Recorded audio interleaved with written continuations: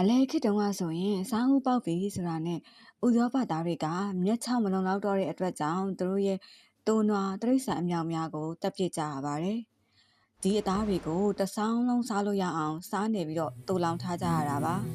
။အသားတွေကြာရှည်ခံမှုနဲ့ဒီထက်ပိုပြီးထူးကဲတဲ့အရာသာမျိုးရရှိဖို့အတွက်အရှိတိုင်းကလာတဲ့ဟင်းခတ်အမွှေးကြိုင်တွေကတော့မရှိမဖြစ်ဖြစ်လာပါတယ်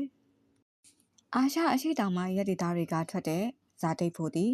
လင်းချင်းနဲ့ငရုတ်ကောင်းစတဲ့ဟင်းခတ်အမွှေးကြိုင်တွေကိုဥရောပသားတွေကအထူးတလဲနှစ်သက်သဘောကျတာဖြစ်တဲ့အတွက်ကြောင့်အကြီးအကျယ်ကိုတင်သွင်းရောင်းဝယ်ခဲ့ကြပါတယ်။ဒါပေမဲ့အဲ့ဒီချိန်မှာအော်တိုမန်တူရကီတွေက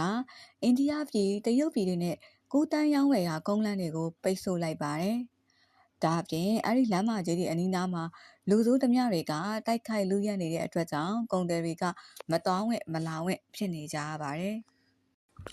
အရှေ့ဘက်နိုင်ငံတွေနဲ့ကုန်သွယ်ရတာကအလွန်အကျိုးမြတ်များတာဖြစ်တဲ့အတွက်ကြောင့်အိန္ဒိယကိုသွားဖို့လမ်းသစ်မရှာနိုင်ဘူးလားဆိုတဲ့မေးခွန်းကထွက်ပေါ်လာခဲ့ပါတယ်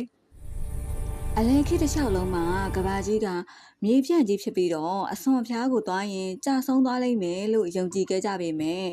15ရာစုမှာတော့ရှေးပညာရှိစာပေတွေကိုပြန်လည်လေ့လာကြပြီးတော့ကဘာကြီးဟာလုံးနေမလားဆိုတဲ့ယုံကြည်မှုကပြန်လည်ပေါ်ပေါက်လာခဲ့ပါတယ်။ဒါကြောင့်အကယ်၍ကဘာကြီးကလုံးနေမယ်ဆိုလို့ရှိရင်အတ္တလန္တိတ်သမုဒ္ဒရာကိုဖျက်ပြီးတော့အနောက်ဘက်ကသွားရင်လည်းအိန္ဒိယဘက်ကိုရောက်နိုင်တယ်။တောင်ဘက်လမ်းဖြစ်တဲ့အာဖရိကတိုက်ကိုပတ်သွားရင်လည်းရောက်နိုင်တယ်ဆိုပြီးတော့လမ်းတစ်မျိုးကိုတွေးမိခဲ့ကြပါတယ်။